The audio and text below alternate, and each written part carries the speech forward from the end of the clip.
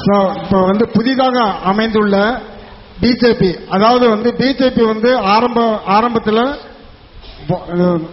ஆரம்பத்தில் கொஞ்சம் அப்படியே மெதுவா வளர்ந்து திரும்ப வீழ்ச்சி அடைஞ்சிச்சு, மறுபடியும் வளர்ச்சி அடைஞ்சு இன்னைக்கு இந்த அளவுக்கு ஒரு பெரும்பான்மையான இடத்தை பெற்றிருக்கு. இது இந்தியாவில் பொதுவா முன்னாடி வீழ்ச்சி அடைஞ்சதுக்கான காரணம் முஸ்லிம் எதிர்ப்பு. ஆனா இப்ப வளர்ச்சி அடைஞ்சதுக்கான காரணம் என்ன? ஒண்ணு பிஜேபி சம்பந்தமா கேட்டாங்க. பிஜேபி இந்த மாதிரி ஆரம்பத்துல ரொம்ப இதா இருந்துச்சு, அதுக்கப்புறம் ஒரு வளர்ச்சி பெற்றுச்சு, அப்புறம் முஸ்லிம்களுடைய எதிர்ப்புனால அவங்க வீழ்ச்சி அடைஞ்சிட்டாங்க. இப்ப அதிகமா வளர்ச்சி அடைஞ்சு இப்ப அறுதி பெரும்பான்மை பெற்று அவங்க ஆட்சியில் அமரக்கூடிய அளவுக்கு இப்ப வளர்ச்சி அடைஞ்சிருக்கு. ஆட்சி எப்படி இருக்குன்னு நினைக்கிறீங்க? அதை பத்தி உங்களுடைய கருத்து என்ன? அந்த பள்ளிவாசல இடிச்சுட்டு ராமர் கோயில தான் சொல்றாப்புல, ராமர் கோயில் கட்டுவாங்களா அப்படின்றத கேட்கிறாங்க. அதாவது இதுல பல முக்கியமான சில விஷயங்கள் இருக்கின்றன, அதை கவனமா நம்ம கவனிக்க வேண்டும். பிஜேபி என்ற அந்த கட்சியை பொறுத்த வரைக்கும் அவங்க மதவாதம் பேசக்கூடியவர்கள் தான். முஸ்லிம்களை கருவறுக்க வேண்டும் என்பதுதான் அவங்களுடைய முழு முதற் குறிக்கோள் என்பதில் எந்த விதமான சந்தேகமும் கிடையாது. இதை நம்ம பல்வேறு விதமான ஆதாரப்பூர்வமான செய்திகளை வச்சு நிரூபித்திருக்கின்றோம். எக்கச்சக்கமான அவங்களுடைய செயல்பாடுகளை வச்சே நம்ம விளங்கிக் கொள்ளலாம். இவங்க ஒரு தீவிரவாத போக்கை கையில் எடுக்கக்கூடியவர்களும், அதே மாதிரி சிறுபான்மையினரை நசுக்கக்கூடியவர்களாகவும் இருக்கின்றார்கள் என்பதற்கு நிறைய உதாரணங்களை சொல்லலாம். எந்த அளவுக்குன்னா, அந்த வட மாநிலத்தில் பாத்தீங்கன்னா ஒரு பாதிரியாரையே அப்படியே தீ வச்சு கொளுத்தி விட்டார்கள், அதெல்லாம் நம்ம பார்த்தோம். அதே மாதிரி பாபர் மஸ்ஜிதை கரசேவை என்ற பேர்ல இடிச்சு தரமட்டமாக்கினார்கள், உலகமே பார்த்தது. அதே மாதிரி குஜராத்தில் நடந்த கலவரங்கள் சொல்லவே வேண்டாம். கிட்டத்தட்ட 2000க்கும் மேற்பட்ட முஸ்லிம்கள் கொன்று குவிக்கப்பட்டார்கள். எந்த அளவுக்குன்னா, ஒரு கர்ப்பிணி பெண்ணுடைய வயிற்றை கிழித்து அந்த வயிற்றுல உள்ள சிசுவை எடுத்து அந்த சிசு மேல பெட்ரோல் ஊற்றி கொளுத்துகின்றார்கள். அந்த அளவிற்கு கொடூரமானவர்கள் தான் இவர்கள் என்பதில் எந்த மாற்றம் கருத்தும் கிடையாது. அதே மாதிரி போலி என்கவுண்டர் போட்டு முஸ்லிம்களை காலி பண்ணது. அதே மாதிரி இப்ப சமீபத்தில் சில மாதங்களுக்கு முன்பாக முசாபர் நகர் என்ற அந்த உத்தரப்பிரதேசத்தில் உள்ள முசாபர் நகரில் மிகப்பெரிய கலவரத்தை உண்டு பண்ணி 50க்கும் மேற்பட்ட முஸ்லிம்களை கொண்டு குவித்து 50க்கும் மேற்பட்ட முஸ்லிம் குழந்தைகள் பலியாகி 50,000க்கும் மேற்பட்ட முஸ்லிம்கள் அகதிகள் முகாம்களில் தங்க விட வைக்கப்பட்டார்கள். இதுக்கு காரணம் இந்த பிஜேபி காரணமா தான். இதுல எந்த சந்தேகமும் கிடையாது. எந்த அளவுக்குன்னா, இந்த கலவரத்தை தூண்டி விட்டு முன்னின்று நடத்தின பிஜேபி எம்எல்ஏக்களுக்கு கூப்பிட்டு பிஜேபி நரேந்திர மோடி தலைமையில பாராட்டு விழாவே நடந்தது. அப்படி முஸ்லிம்களை கருவறுப்பதுதான் இவர்களுடைய முழு முதற் கொள்கையாக இருக்கிறதுல நம்ம எந்த மாற்று கருத்தும் இல்லை. அப்படிப்பட்டவர்கள் எப்படி இப்ப ஜெயிச்சு வந்தாங்க அப்படின்னு ஒரு சந்தேகம் எழலாம். நீங்க ஆய்வு பண்ணி பாத்தீங்கன்னா இதுக்கு காரணம், முழு முதற் காரணம் காங்கிரஸ் தான். காங்கிரஸ் அரசாங்கம் செய்த அந்த மோசமான வேலையில அதுக்கடுத்து உள்ள ஒரு கெட்டவன் நல்லவன் ஆயிட்டான். இதுதான் உள்ள நிலவரம். ஒரு கதை சொல்லுவாங்கல்ல, கேள்விப்பட்டிருக்கீங்களா? ஒரு அரசன் ரொம்ப மட்ட ரகமான ஒரு வேலையை பார்த்து எதுக்கெடுத்தாலும் அந்த ஆட்சியில இருந்து கொண்டு அந்த மக்களை கடுமையா துன்புறுத்தி இருக்கிறான். அவ்வளவு துன்புறுத்தல் செஞ்சு எதுக்கெடுத்தாலும் வேதனை, நின்றா வரி, உட்கார்ந்தா வரி, சிறுநீர் கழித்தா கூட வரி போட்டிருக்கிறான். அந்த அளவுக்கு படுமோசமானவன் ஆயிருக்கிறான். அப்படிப்பட்ட ராஜா இறக்கும் பொழுது சொன்னானா தன்னுடைய மகன்கிட்ட, மகனே இந்த மாதிரி என்னை விட சிறந்த ஒரு ஆட்சி செஞ்சு எனக்கு நல்ல பேர் வாங்கி தரணும் அப்படின்னு சொன்னானா. அதுக்கு மகன் உறுதிமொழி எடுத்து அவன் என்ன செஞ்சிருக்கிறான், அவங்க அப்பன் போட்டதை விட டபுள் மடங்கு வரி போட்டிருக்கான். அவங்க அப்பனை விட கடுமையா கொடுமை பண்ணிருக்கிறான். அப்ப சொன்னாங்கன்னா மக்கள் எல்லாம் சேர்ந்து, இதுக்கு உங்க அப்பனே தேவையில்ல, அவனே ரொம்ப நல்லவன் அப்படின்ற மாதிரி இவர்கள் என்ன செய்திருக்கிறார்கள் என்றால், காங்கிரஸ் அரசாங்கம் பிஜேபி நல்லவர்களை ஆக்கக்கூடிய அளவிற்கு மகா மட்டமான விதத்தில் ஆட்சி ஆண்டு மன்மோகன் சிங்குக்கு என்ன, மன்மோகன் சிங்குக்கு பேரே மௌன மோகன் சிங்னு வைத்து விட்டார்கள். வாயை ஒரு கொட்டாயோட கூட ஒரு வாய் திறக்க மாட்டாரு அப்படின்ற அளவுக்கு சொல்லி எல்லாத்தையும் ஒரு பேட் இமேஜை உருவாக்கி இவர்கள் நல்லவர்களாக ஆகிவிட்டார்கள். இதுதான் உள்ள நிலவரம். அவங்களும் வந்து காங்கிரஸிற்கு எந்த அளவுக்கும் சளைத்தவர்கள் அல்ல பிஜேபி என்பது. பிஜேபி நல்ல கட்சி என்றெல்லாம் சொல்ல முடியாது. அவ்வளவு மோசமான ஒரு கட்சி அது. இவர்கள் செஞ்ச மாதிரி, காங்கிரஸ் செஞ்ச மாதிரி ஊழல் வந்து பிஜேபி செய்யலையா? சவப்பெட்டி ஊழலே செய்தார்கள்.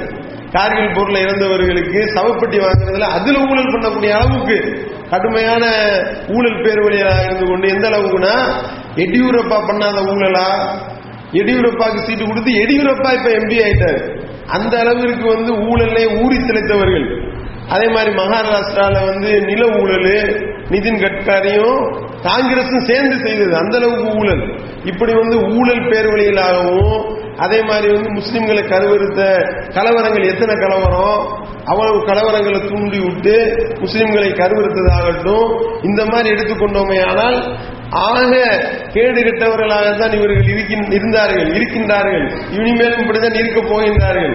ஆனா என்னன்னா, காங்கிரஸ் மேல உள்ள அந்த அதிருப்தியில இவர்களுக்கு ஓட்டு விழுந்திருக்கின்றது. இவர்களை எதிர்க்கக்கூடியவர்கள் எல்லாம் அப்படியே வந்து 70 பூரா பிரிஞ்சு இருக்கிறதுனால இவங்க ஜெயிச்சுட்டாங்க. இதுதான் உள்ள நிலைமை. உதாரணத்துக்கு எடுத்துக்கிட்டீங்கன்னா, அவங்க வாங்கியிருக்கக்கூடிய அந்த ஓட்டு சதவீதத்தை எடுத்து பார்த்தோம் அப்படின்னா 30% ஓட்டு தான் வாங்கியிருக்கிறாங்க. ஒட்டுமொத்த இந்தியாவில் பதிவான வாக்குகள்ல 30% வாக்குகள் வாங்கியிருக்கின்றார்கள். காங்கிரஸ் அரசாங்கம் 20% வாக்கு காங்கிரஸுக்கு கிடைச்சிருக்கு. அதெல்லாம் மற்ற உதிரி கட்சிகள் எல்லாம் மீதி இதை பங்கு பெற்றிருக்கிறாங்க 50%. அப்ப இவரை எதிர்க்கக்கூடியவர் 70%, இவர்களை ஆதரிக்கக்கூடியவர்கள் வெறும் 30% பேர் தான் அப்படின்றத நம்ம கவனத்தில் கொள்ளணும். இதுக்கு காரணம் என்னன்னா, எதிர்க்கக்கூடியவர்கள் எதிரணியில பிரிஞ்சு போய் கிடந்ததுனால டோட்டலா வந்து இவங்க வந்து மெஜாரிட்டியா வரக்கூடிய அளவிற்கு நிலைமை ஆகி போச்சு. இதுதான் உள்ள நிலவரம். சரி, இவங்க வந்ததுக்கு அப்புறம் வந்தது குறித்து உங்களுடைய கருத்து என்ன, வந்தது என்ன செய்ய போறாங்க அப்படின்னு சொல்லி நம்ம பாக்குறதா இருந்தா, வந்துலாம் ஒண்ணுலாம் செஞ்சிட முடியாது, யாரையும் எதுவும்லாம் செய்ய முடியாது. காரணம் என்ன அப்படின்னா, பேச்சுதான் வந்து பெரும் பேச்சா இருக்கும். கொடுத்த பில்டப், மோடி வந்து பிரச்சாரத்தில் கொடுத்த பில்டப் எல்லாம் பாத்தீங்கன்னா அப்படி பயங்கரமா பில்டப் கொடுத்தாரு. இந்த மாதிரி வந்து இதே திருச்சியில வந்து பேசினாரா இல்லையா? இந்த மாதிரி வந்து பாகிஸ்தான் மன்மோகன் சிங் பிரதமர் என்ன பண்ணிட்டு இருக்காரு, பாகிஸ்தான்கார வந்து இவ்வளவு ஆக்கிரமிப்பு பண்ணி வச்சுக்கிட்டு இருக்கிறான், பாகிஸ்தான் வந்து இவ்வளவு தீவிரவாத செயல்களை தூண்டி விட்டு இருக்கின்றார்கள், அவர் அந்த பாகிஸ்தான் பிரதமரோட சேர்ந்து நம்முடைய பிரதமர் பிரியாணி தின்று கொண்டிருக்கிறார் அப்படின்னு சொன்னார். குற்றச்சாட்டு வச்சாரா இல்லையா? வச்சார். இப்ப என்ன நிலைமை, பதவியேற்புக்கு பாகிஸ்தான் பிரதமர் நவாஸ் ஷெரீஃபை கூப்பிட்டுருக்காரு, விருந்து கொடுக்க போறாங்க. இதுதான் நடக்க போகுது. ஒன்னும் மாற்றம்லாம் நடந்துட போறது கிடையாது. மன்மோகன் சிங் வந்து அவரோட சேர்ந்து சிக்கன் பிரியாணி தின்றா, இவர் வந்து அவரை கூப்பிட்டு உட்கார வச்சு மட்டன் பிரியாணி சாப்பிட போறாரு. இதுதான் நடக்க போகுது. அப்படின்னும் பொழுது இதுல ஒரு பெரிய மாற்றங்கள்லாம் வரப்போறது இல்லை. எந்த அளவுக்குன்னா, அந்த டையூ டாமன் என்ற அந்த யூனியன் பிரதேசத்துல பிரச்சாரம் பண்றாரு. அப்படி பிரச்சாரம் பண்ணும் பொழுது சொல்றாரு, பாகிஸ்தான் வந்து இந்தியாவுக்கு எதிராக எவ்வளவு அநியாயங்களை பண்ணி கொண்டிருக்கின்றார்கள், இதை வந்து மத்திய அரசு எதிர்க்க திராணி இல்லாமல் வாய் மூடி இருக்கின்றது. மிகப்பெரிய தீவிரவாதியாக இருக்கக்கூடிய தாவூத் இப்ராஹிம் வந்து பாகிஸ்தான்ல தான் ஒளிந்திருக்கின்றார். அந்த தாவூத் இப்ராஹிமை பிடிப்பதற்கு உங்களுக்கு வக்கு கிடையாது குற்றச்சாட்டு வைக்கிறார். காங்கிரஸ் அரசாங்கத்தின் மேல குற்றச்சாட்டு வச்சு என்ன சொல்றாருன்னா, தாவூத் இப்ராஹிமை பிடிக்கிறதுக்கு பெரிய அளவுக்கு ரிஸ்க் எல்லாம் தேவையில்லை, அரை டஜன் பூனைப்படை போதும் தாவூத் இப்ராஹிமை பிடித்து விடலாம். எப்ப சொன்னாரு? 15 நாளைக்கு முன்னாடி சொன்னாரு. 15 நாள், ஒரு 20 நாளைக்கு முன்னாடி சொல்லி இருக்கிறாரு. 20 நாளைக்கு முன்னாடி தாவூத் இப்ராஹிமை பிடிக்க எத்தனை பேர் வேணுமா? அரை டஜன் பூனைப்படை போதும்னு சொன்னாரு. இப்ப ஒட்டுமொத்த பூனைப்படை இவர் கையில தான் வரப்போகுது, வந்துருச்சு. சரியா?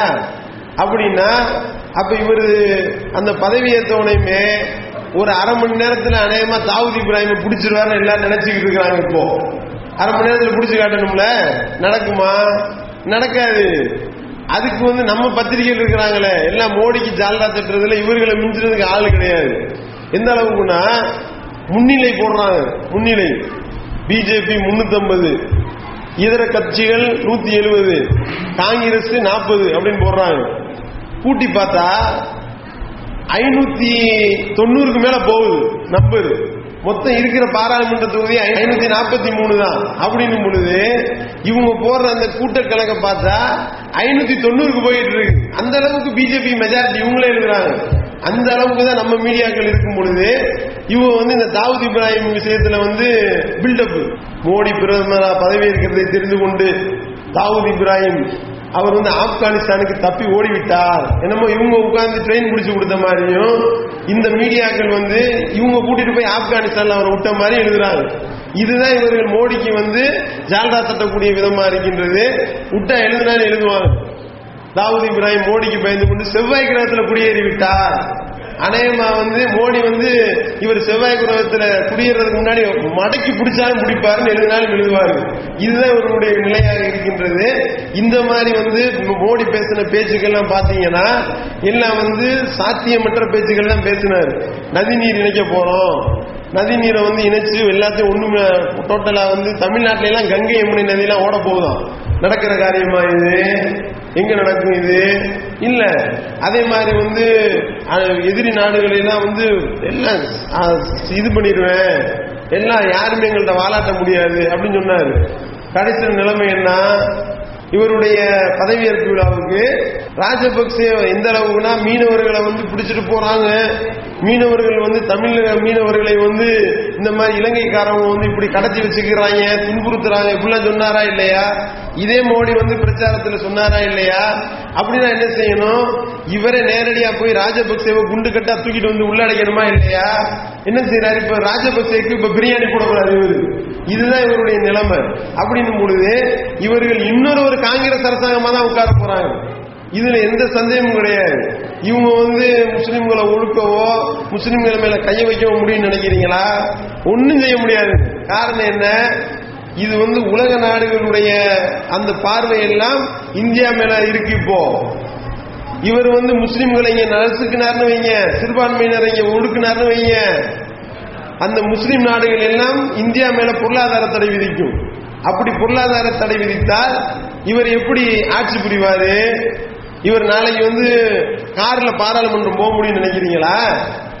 அந்த நாடுகளுக்குள்ள பெட்ரோல் தர மாட்டேன்னு சொன்னாலும் இவர் மாட்டு வண்டியில தான் பாராளுமன்றம் போகணும். இதுதான் உள்ள நிலைமை. அப்படின்னும் பொழுது இலங்கை வந்து பௌத்த நாடு.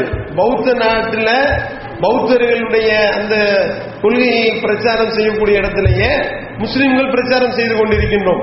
ஸ்ரீலங்கா தௌஹீத் ஜமாத் நம்முடைய கிளை அங்கே இருக்கு. கிட்டத்தட்ட 70-80க்கும் மேற்பட்ட கிளைகள் உருவாக்கி அவ்வளவு பள்ளிவாசல்கள் உருவாக்கி வைத்துக் கொண்டு அவ்வளவு பிரச்சாரம் பண்றோம். ஒன்னும் செய்ய முடியாது. காரணம் என்ன? இங்க கை வச்சா ராஜபக்சேக்கு பொருளாதார தடை விதிப்பாரு. ராஜபக்சே அதுக்கு பயந்து கொண்டு அந்த முஸ்லிம் நாடுகளுடைய அந்த மிரட்டலுக்கு பயந்துதான் அவர் என்ன செய்யறாரு?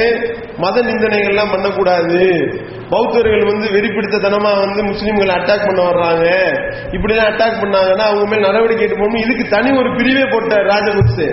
அந்த அளவுக்கு நிலைமை போயிட்டு இருக்குங்க. அந்த அடிப்படையில மோடி வந்து ஒன்னும் செய்ய முடியாது. இவரும் வந்து அடுத்த ஒரு காங்கிரஸ் அரசாங்கமா தான் வந்து உட்கார போறாரு. எந்த அளவுக்குன்னா மன்மோகன் சிங் வந்து 10 வருஷத்துல எந்த அளவுக்கு ஒரு மோசமான ஒரு பிரதமர்னு பேர் வாங்கினாரோ அவர் 10 வருஷம் சிரமப்பட்டு வாங்கின பேரை இவர் அநேகமா ஒரே வருஷத்துல எடுத்துருவாரு அப்படின்னு தான் நம்ம நம்புறோம்.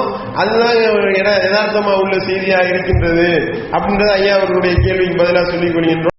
ஹாய் ஃப்ரெண்ட்ஸ், இந்த வீடியோ உங்களுக்கு பிடிச்சிருந்தால் லைக் பண்ணுங்கள், ஷேர் பண்ணுங்கள், ஆன்லைன் பிஏ சப்ஸ்கிரைப் பண்ணுங்கள். தேங்க்யூ.